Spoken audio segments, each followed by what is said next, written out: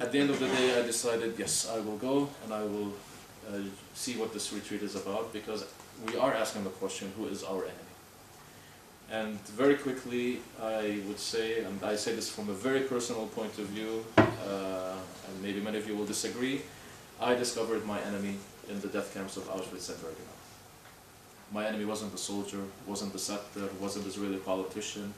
It was the narrative that was born out of not just the Holocaust, but centuries of discrimination and racism and abuse of the Jewish society, mostly in Europe, but maybe globally as well, leading up to the Holocaust, and then what came out of the Holocaust. The trauma, the fear, the mistrust, the desire to create a vessel where Jews can maintain themselves and protect themselves, because simply we cannot trust anybody anymore.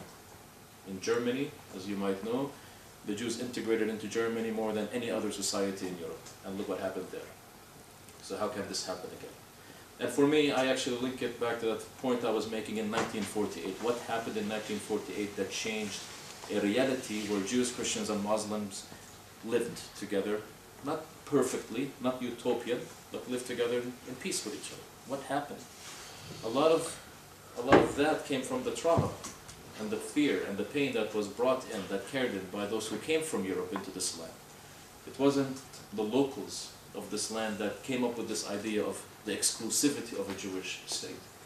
Jews at that time who lived here, many of them were very religious Orthodox, as I said, our neighbors. They were not sort of this progressive, hippie, Jews who, like liberal Jews who like, let's make peace with everybody. No, they're conservative, religious Jews who never had an exclusive claim in their theology to this land. They wanted to be present here, which was welcomed by everybody. But the moment that shifted to saying, us and only us, this is when we started seeing a shift balance in power and where we are today. So a big part of our work as we returned, as I came back from Auschwitz, which completely shocked me to my core, and I say a shock not just from the experience, because I was witness to, I don't know if any of you have been there, but in many incidents I was witness to the language that was being spoken to Israeli teenagers there.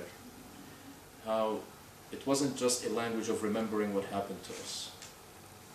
First, there was no language of forgiveness, I'll say this clearly. And the second, there was the language of, this is not over. The Holocaust is not over. We need to protect ourselves. We need to make sure this does not happen again to us. No matter what the price, no matter what we have to do, we will not allow this to happen. So it's a language of fear. It's a language of security. Join the army. Be strong. We were weak, and look what happened. If we are not strong this time, it will happen to us again. Doesn't matter who we knock on our way. Our survival is more important than anything and anybody. This is the language that teenagers today are listening. Different types of it, but in general, this is what I took from my visit. And that really affected me. I tell you, it shook me to my core. I've said this 100 times, 1,000 times, and it keeps affecting me even when I say it today. And so when I came back, it was very important to look into, again, what are the core issues of this conflict? What is really happening here? Is it the Palestinian political narrative? Is it just the issue of security? Because we bought into the whole security argument in Israel. What is the core of the security? It is fear. How can we address fear instead of just buying into the security argument as a myth? We've seen the security argument, we've bought into the security argument, and what has happened? The rockets from Gaza actually reach further every year when there is war. Let's address issues in their core. This is what we are trying to do. So we've developed several programs that fit into what we call healing the traumas and healing the fears of the communities of this land. We need to liberate people from the fear and the traumas that they face. The Holocaust is a key, maybe not the only, is a key trauma within the Israeli Jewish community. For us as Palestinians, our trauma is the sense of ethnic cleansing. We are being, this is our trauma, reality or not, this is what we feel. We are slowly being wiped off from this land.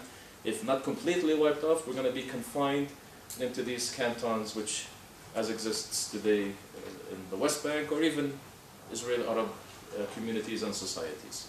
This is our fear, that we will never be able to have our own nation state Not because we want to have a nation state, it's because we fear that the Jews are going to destroy our existence in this land if we don't do anything about it. So our resistance is for the nation state because of our identity, to keep and to maintain our identity. Muslim, Christian, Palestinian identity, this is what we are seeking. So let me end, before we open to questions, where we stand today as an organization and the work we're doing today. And this is very recent, so I'm going to format the language as we're developing this idea. Recently, we started having meetings with some settler leaders, Palestinians and settlers coming together to talk about the future, coming from very religious backgrounds, Jews, Christians, and Muslims. And one of the things that I was able to discover as part of this process is to begin to really put into question, as I said, the whole foundation of the peace process that we engaged in. And the whole foundation is something called the Green Line. You know about the Green Line? So the Green Line is the line of armistice in 1948 that ended up separating Israel from Jordan from Egypt, ended up separating Israel from what will eventually be, according to the political process, the Palestinian state. And out of these meetings and many other experiences that we had, I began to question, what is this Green Line? What does it really mean to any of us? Other than being an armistice line that two men, political, powerful, who had economic and military interests, decided, all right, we've fought each other for too long, let's stop here. You take this and I take this. You reap the benefits of this and I reap the benefits of this, and we'll call it a ceasefire. That's what the Green Line was about. There is absolutely no cultural significance to this Green Line. There is absolutely no historical significance to this Green Line. There is no traditional significance. There is no linguistical significance. There is no ecological, there is no environmental, and most of all, there is absolutely no religious significance to this Green Line. For the Jewish community, you probably know this by now, there is more that you can claim to be holy in the West Bank, Judea and Samaria, than probably all of Israel. And you were ready to give this up in a political solution that, in a sense, would destroy your Jewish historic roots, or create situations where you would access these historic locations with very strong security measures that would then limit the freedom of the Palestinians who live in these areas. And we're all going to sign off on this. As a Christian, my religious history in this land is not just Bethlehem, where Jesus was born. He was a baby in Bethlehem. Practically did anything in Bethlehem. Cried a lot, maybe. My historic religious roots are everywhere from Jerusalem all the way up to the Galilee and Nazareth. That's where I worship. That's where my holy sites are. And if I do not have full freedom and access, without restrictions, without having to need to carry a permit to reach these areas, then I would never live in peace. And it will be just a matter of time when somebody from my group, my clan, does something violent because he is denied access to these sites, and the same for the Muslim as well. So the way we are now engaging in this is to say, let's put this political thing on the side. Okay, ultimately we understand that there has to be a political framework to resolve this conflict. This is how we function as nation states today. Hopefully this will be the last phase of this political nation state system, because most of the worlds that we're facing are happening because of that today. But until that system ends and collapses, we still have to function. So it could be one state, it could be 2 states, it could be 10 states. Let's put that aside. Let's talk about this land. This land is the Holy Land. It's the Holy Land for the Jew, all of it. It's the Holy Land for the Christian, all of it. It's the Holy Land for the Muslim, all of it. This should be the starting point of any negotiations. We cannot deny access to any group in this land, because now the Jews are the more powerful. But let's look into history and at least learn a little bit from history, from the wars. Yes, we had our times when there was peace and coexistence in this land, but let us not forget that at different times the more powerful group took over this land. The Jews had this at one point, the Crusades had this at one point, the Muslims had this at one point, the Jews have this again at one point. For how long? We keep building these nuclear and weapons and arsenals and trying to get diplomatic agreements to protect this. Well, they all did this in their history. And ultimately somebody a little bit more powerful came and took it over. And so we need to really create a different understanding, saying, how does peace look like in this land? How do we address the issue of fear in this land? How do you address the issue of national aspirations in this land? How do you address the issue of security, not by creating bombs and missiles and guns, but addressing the core issues of fear that are motivating people to move into this direction? How do we honor, and I'll just end by the statement, how do we begin to honor the sacredness of this land? We all call it holy. We have done more destruction in this land than this land deserves. We have spilled, all of us, more blood on this land than this land can take. How do we honor the sacredness of this land and honor the equal right of every individual, no matter how they identify themselves, to live in equality, dignity, and respect here? Thank you for your listening. We'll open up for questions. So you claim that a lot of the conflict, we start with talking about the conflict in 1948, but historically it seems that it started even earlier than that. For example, the riots in Hebron and Haifa in 1949, and that was even before the Holocaust. So you think there's kind of an absence of fear, so what motivated that? Yeah, I would say, and this is from my reading, I would say that a lot of the conflicts that happened before 1948 were actually motivated by the news and the reports and the experiences that we were all receiving from what was happening in Europe. And before 1948, as you know, there was also tremendous influx of Jews coming into this land, which was under the British mandate.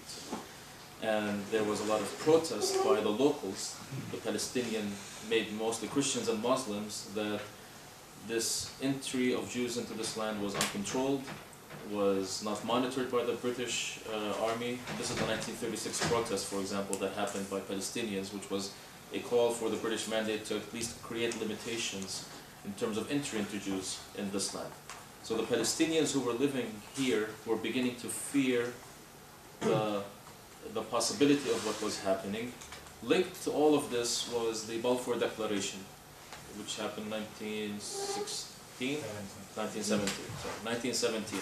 So the Balfour Declaration was also very clear to the Palestinians that were living here, or the Arabs, Christians and Muslims, that something is going to shift. So it was this British initiative that triggered a lot of the violence towards Jews in this land, which I don't deny, and this is why I say it wasn't perfect living, so there was these riots, but I would say they were more triggered by international events that were happening related to this land than in terms of the relationships and the dynamics of the relationships of the people here. So, if you're saying that the Green Line is an artificial construct, we have to respect the rights of Jews, Christians, and Muslims to all part of the land, so what sort of solution to the conflict do you foresee that could actually carry out that goal of having everyone have equal access to everything? Yeah. Well, as I said, this is a recent conversation, and it's a conversation we want to continue and build more on, including with some of settler friends and some Muslim religious leaders, and we're trying to actually target very conservative religious leaders in this. So again, not the progressive kind. I think the progressives maybe have destroyed more than they have done good, and I come from that background. So, but for me, let me give a model. And this is not a perfect model, but it's a model that is very near to us, to all of us. And the model is the old city of Jerusalem. If you know, the old city of Jerusalem is divided into quarters. Not equal quarters, but quarters. And there's the Jewish quarter, there's the Christian quarter, the Armenian quarter, and the Muslim quarter. Each community has its unique way of living. It has its unique culture, has its unique understanding of how to conduct itself internally within its own quarter. Nobody interferes, like the Jews, again, historically speaking, never interfered in the Armenian quarter, or the Armenians in the Muslim quarter, saying, no, you're doing this wrong, or you're doing this right. So you have, when it comes to like civil duties within your own community, you have actually full access and power to even determine them and to find out the means that you want to determine how do you conduct yourself internally.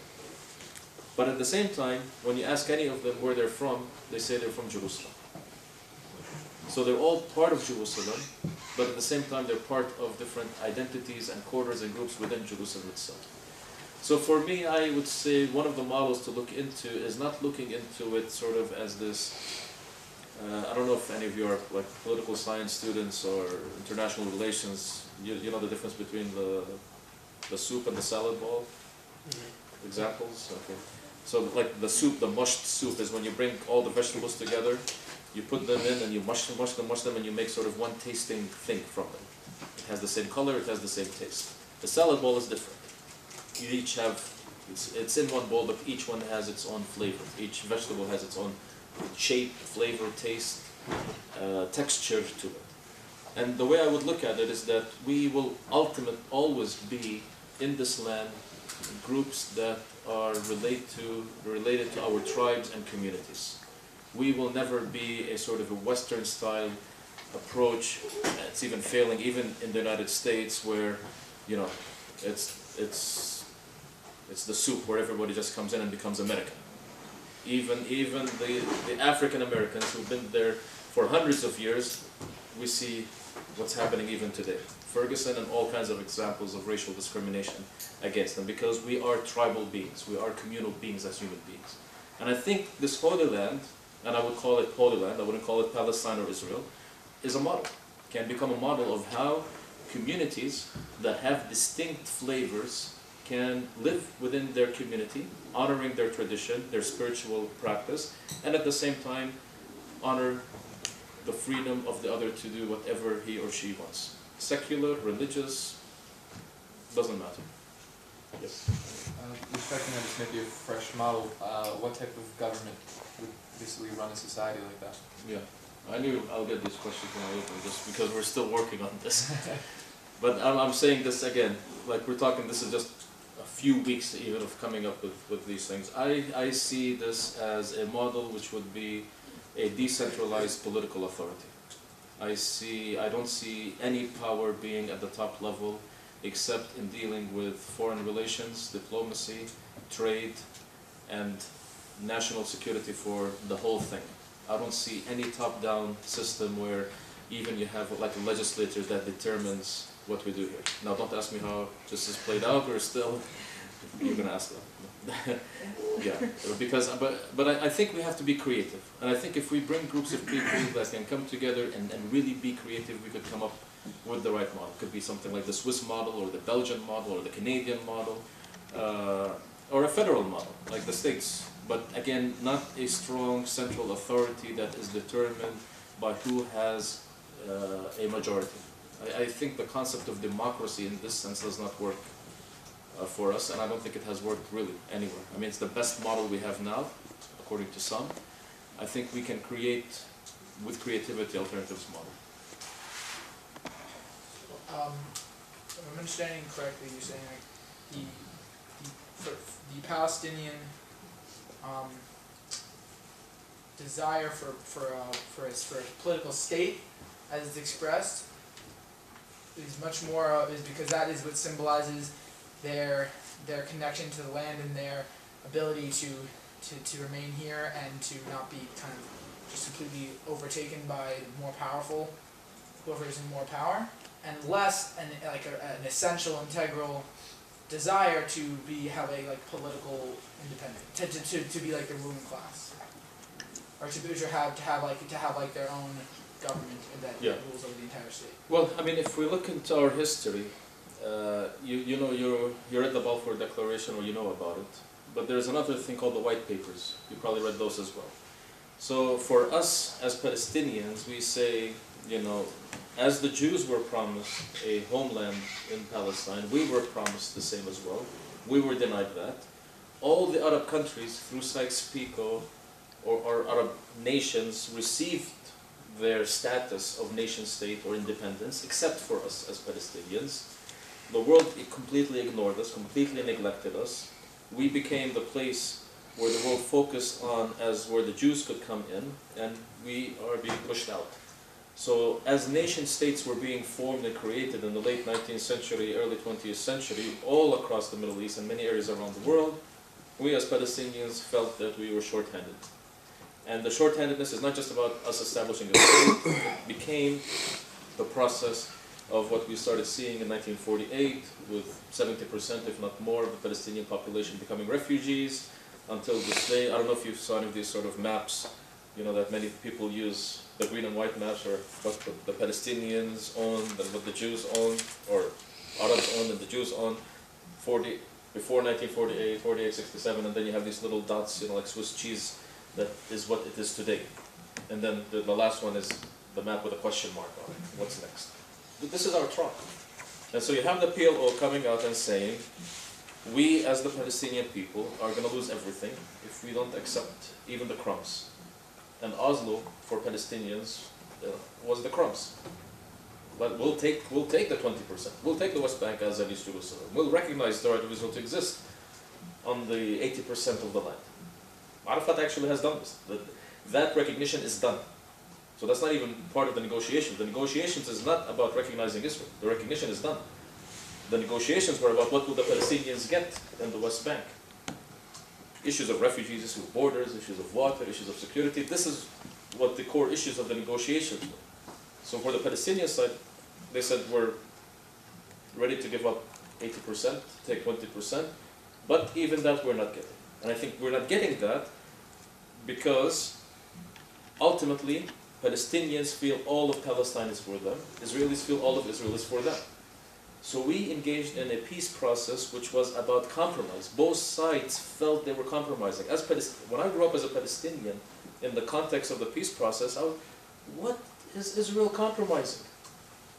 They're taking 80% of the land to establish a state. They never took the 20% to start with. They annexed it under military rule, so then they're not giving something that even belongs to them. I mean, Israel even calls it disputed territories. But from a religious point of view, it is a compromise. It's a greater compromise than giving 50% of the land. This is the connection to this land. This is the history of Jews in this land. And for the Palestinians, the same thing. Palestinians felt we've over-compromised. Well, if you over-compromise, you won't get anything. You will remain bitter, you will remain angry, you will remain violent if you over-compromise in this argument for peace. What about the refugees? What's happening to them? The Palestinian leadership has agreed to put the refugee issue to be negotiated towards the end. Nobody's happy with that. Maybe that should have been, let's negotiate the tough issues first. Maybe that's what the peace process should have been about. Let's put the tough issues first, because if we cannot agree on the tough issues, we'll never agree on anything else. So I think many issues were causing this failure. Same, if I may, I think his question also is about Palestinian nationalism. Yeah. In essence, is that the central element of the Palestinian grievance, or the other things that you said? Palestinian nationalism, how central is that, or is it a tool to achieve those other things that you talked about? No, I think it's very simple. Very simple. This is our trauma. This is our grievance. We have not been able to establish a state. We look at all the Arab world around us. All of them have states. Many of them collapsing now. But for us, our grievance, and this is why the compromise was for the sake of establishing a state. And if we look into the history of it, Yasser Arafat was really all about returning to this land and establishing a state in this land. This was his whole thing. And his agreement on 67 was for his personal, again, grievance to say that I was the one that established the Palestinian state in this land. And so this is our grievance, because we don't have an alternative to that now. But the alternative that you're presenting Yes. is that there is no Palestinian nation state. Yes. And why is that then acceptable? If Palestinian, because let me say from the Jewish perspective that I understand, I think that the idea of a Jewish state is essential to our identity. And that my question is, for you, when you present this other program, you're basically giving up on the idea of a Palestinian nation state in favor of the idea that Palestinians of all sorts can go and have free movement anywhere within the Holy Land and can be totally enfranchised as full members of the political entity that will exist. Yes. Because for me, I'm looking at it and saying, this is one grievance, but what are all the other issues that we have on the table as Palestinians? And how do they balance out? So when I put, for example, the right of return of the refugees, do I compromise that for the nation state? When I put freedom of movement, do I compromise that for the nation state? When I look at freedom of worship, do I compromise that for the nation state? The sad reality is that these are where the issues are. This is not. This is the trauma. We think that by doing this we will be able to have these, but we will not have this. Let us look into these issues. Let us address freedom of worship, freedom of mobility, freedom of access to resources. And Palestinian is Palestinian. My Palestinianism will not disappear if I don't have a nation state. Palestine for me is a culture, it's a tradition, it's history, it's a way of life. Just like if we look into the indigenous communities around the world, their identities were not dismissed by the colonial systems that took over. If they wanted to maintain it, they maintain it. And then they work within the system to see what access to resources they could get. We'll ask your second question. Oh, I just wanted to clarify. So you are saying basically that, in your opinion, the nation-state model has failed, and you think that Israel should you're working on theory is kind of like a very decentralized government with various components together, and somehow they will be unified in terms of foreign relations and things like that. Yeah. Okay. Let me say this. I mean, I don't know how long you have been in Israel here, or maybe some of you are Israelis. One thing that I hear from Israelis themselves, one of the biggest fears that I hear from some, not all Israelis, that their fear is what will come the day after there is peace with the Palestinians in the two-state framework. For Israel itself, for the Jewish communities that live in Israel itself. What does it mean to be in a Jewish state? You know, I'm going to say a joke that I heard from Israelis, so don't accuse me of anything. When you ask 10 Israelis to define Judaism, you get 12 answers. Okay? You thought it was more. Okay, so like defining Judaism, what does it mean? You know, now we all have an enemy who is outside, and the moment we divert all our attention and effort and energy to address the threat that we are all facing from outside, we never look at what's happening inside. But the moment there is no enemy from outside, we have to look into our own society, into our own community. What is going to be the relationship of Orthodox Judaism and secular Judaism and everything in between and beyond each one of these?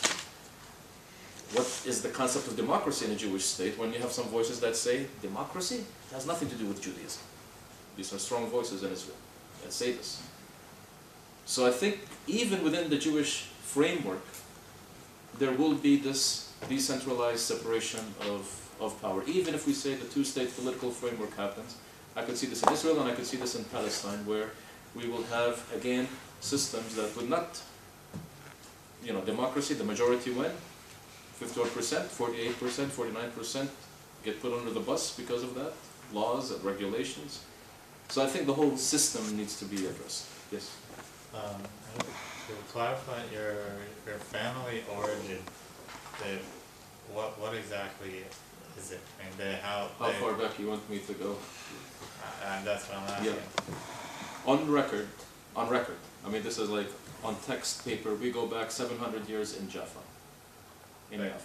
So as a Christian, you basically if you want to be able to live in the land, freedom, everything that Israeli citizens enjoy in the land. So if you had Israeli citizenship and you live in your Christian community, why would it matter if what your passport said? Because until this point, it is an issue, as we were saying, it is an issue of grievance and trauma that needs to be addressed within the Palestinian community. Just like when I look into the fear within Israeli society, which is the burden that the Jewish community is carrying, we have to create the means of healing and freeing and bringing a closure to the trauma of the past, so that you can begin to see the future. Because for many Jews now, they believe that if we don't have our Jewish state, we are under threat to be annihilated. We will face our ethnic cleansing if we don't have a Jewish state. True? Many people do. Maybe many of you believe that as well. So many people say. So what we need to do is look into this. And it's going to take years. We're not saying, like tomorrow we're going to bring out a plan for peace. I mean, it's going to take us years because we have to really go deep. And this is spiritual healing and psychological healing and communal healing of traumas within the communities. How can I get a Jew to actually say, I am ready to live in a place where the majority can be Muslims and I will not feel threatened. Not because I have a gun, but because I have relationships with trust and respect with my neighbor. Visionary, yes. Utopian, maybe. But this is who we are, because ultimately, I think what we are trying to do is to return to our core values in our religions. What are the core values? What are the foundations? When we talk about justice, what does it mean, justice in Judaism? When we talk about peace and love, or love in the Christian language, when we talk about salam, Islam, peace within the Muslim, we've allowed the political process to take over, and we've defined ourselves in our religion through the political process instead of doing it the other way around. How can we, in our religious values, take over the political process and say, no, I don't fear for my existence. I will do the things in building relationships to show the other one that he shouldn't also feel afraid of me. And so the cycle of fear, it's not the cycle of violence, it's the cycle of fear and assumptions and expectations of the others that we need to put into rest. Right, so I don't understand, as a grandchild of Holocaust survivors, how do it's obviously very important to the Jewish people Of course. to make sure that it doesn't happen again. Of course. And so how do we not have our own state where we can be in control of ourselves and be safe from everyone else? Even, we can hope to trust people, and but it's based on, like you said, it's a very utopian, but I don't even know how you even begin to start with something where the Jewish people don't have their own place to be safe. I fully acknowledge and recognize this, and that's why I'm saying this is not an easy process. It will not be easy at all. I think, and I don't want to give a simple answer, I think this is a long debate that needs to happen within the Jewish community, between Jews and non-Jews in this land. The first thing I would say is that from a Palestinian point of view, what I have access to is that most Palestinians are not aware of the fear and the trauma that exists within the Jewish community. We are not. We label Israeli Jews as colonialists who came from Europe to destroy our land and take it over, using the Holocaust as an excuse, if anybody talks about it. Or they're doing to us what happened to them. That's the language that we have now. We need to begin having conversations within the Palestinian community. Have Jewish leaders, in a sense, get off the high horse, as Obama would say, and begin to relate the grievance that they have to the local Palestinians. To begin to, it's not even about bringing the wall down, just bringing the psychological and mental and spiritual walls down. I'm not saying let's go knock checkpoints off and bring the wall down and move everything. Let's begin having conversations where the Jewish people can begin to say, without having the gun, let's sit. I am afraid. My family moved here because out of fear. In my moving here, I have committed an act of injustice to you. Okay?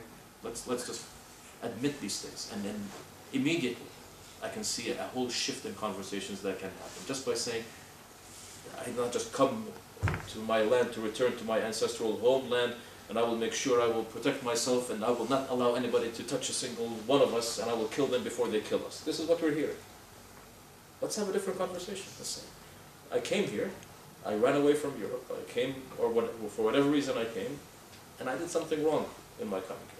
Why is moving to Israel in itself an injustice? Moving to Israel is not, the return of the Jews to this land is not an expression of injustice. It's how it was done. How it was done. For the Palestinians, they felt, and the feeling of the Palestinians is that it was, how do you say it? It was like one group moving in, pushing another group out. So if you take like a bowl of water and then you have some liquid in it, and you put water in from one end, you put it in and you push the other liquid out. This is what the Palestinians feel. Instead of saying how could have the Jews return in a way where it was sort of a more integrated return, more with the community, more not feeling that the Palestinians are a threat, addressing the grievance that the Palestinians were having at this time, the fear that the Palestinians were having from the Balfour Declaration, from other things that were being said and done. Say, how could we have done this differently? Now we can't go back into history. But it's so powerful for a Palestinian to actually hear an Israeli say, it wasn't the best way. My great-grandfather welcomed Jewish refugees into his home. He had them stay in his home, he gave them jobs, he gave them businesses to run in Yafa. There was absolutely no problem. Our languages, on the facade of the home of my great-grandfather in Yafa, he had biblical texts written in Arabic, English, and Hebrew. He's an Arab, he's a Christian. He had texts in the 3 languages written. So don't think it is about Jewish existence in this land as much as it is about superiority, power, injustice that is perpetuated now. I don't know how many more questions we can take, but let's... So I think today you find less people denying the fact that, like your family, there have been Palestinian families that have been living here for hundreds of years. But there's still very much the claim that the Palestinian identity was something created, whether 50 or 70 years ago. How would you respond to that? The easiest response would say it doesn't matter when it was created. Those who label themselves an identity, group of people comes together and say, we are what we are and we label ourselves as this. This is who we are. Daesh. A few months ago, 2 years ago. Now everybody identifies Daesh. Everybody knows ISIS or ISIL. We label them as they are. We catch somebody from them, he is that. We don't deny their identity. Their identity is who they claim to be.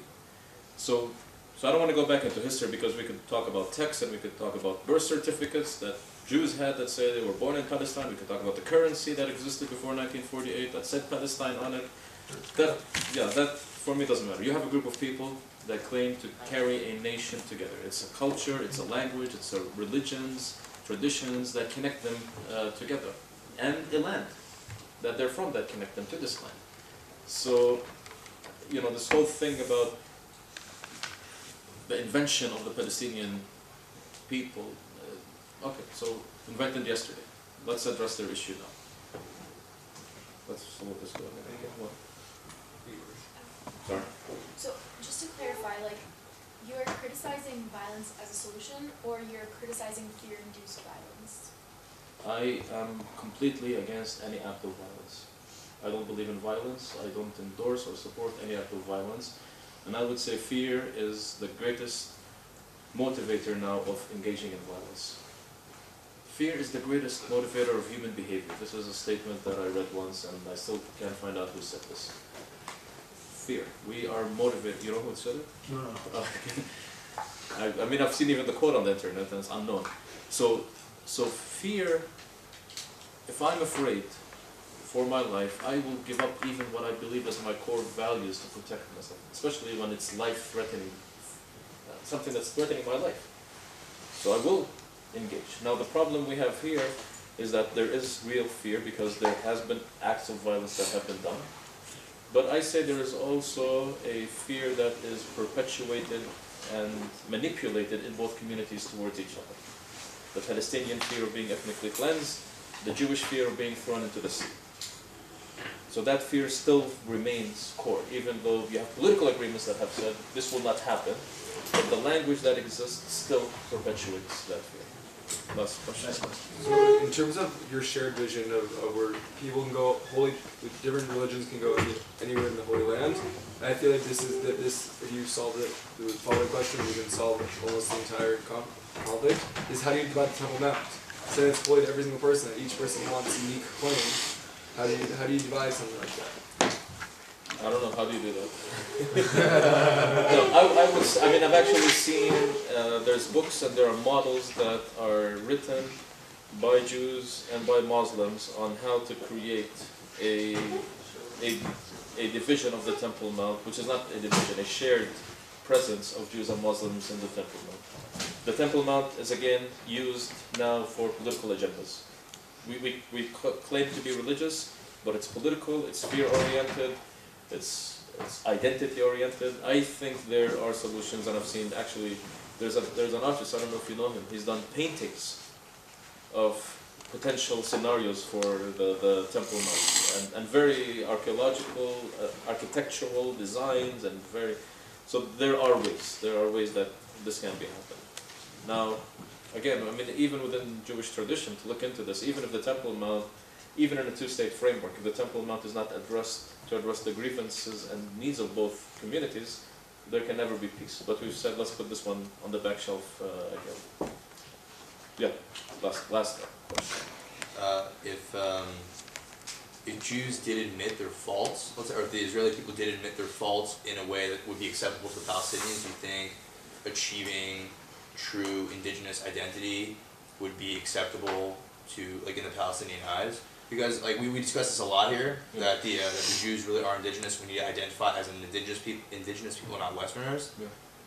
But do you think the only way to achieve that is with the Israelis apologizing? Like, how do you think that would go over in the eyes of That's going to be a big step forward. I would say this. I'm going to say this is the solution, but I think this creates a big space to begin a different conversation.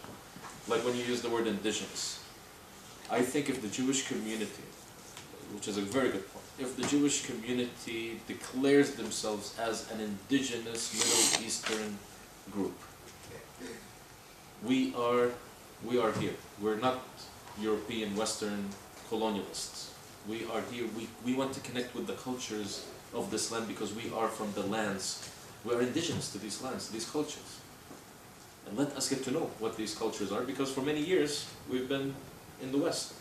We've come back to learn our tradition, to learn our culture, to learn our indigenous roots through the Muslims in this land who have stayed here, through the Christians of this land who have stayed here. It's a whole paradigm shift in conversations that we need to start engaging in. But it's going to take somebody to engage in the first step. Sometimes just by saying I'm sorry can create a whole different engagement. But we're afraid to say sorry because that means if I'm sorry, I'm wrong. If I'm wrong, I have to pay consequences for the wrong that I did. And so we become afraid. So this is what the dynamics of the conversations we need to engage in. Thank you, guys.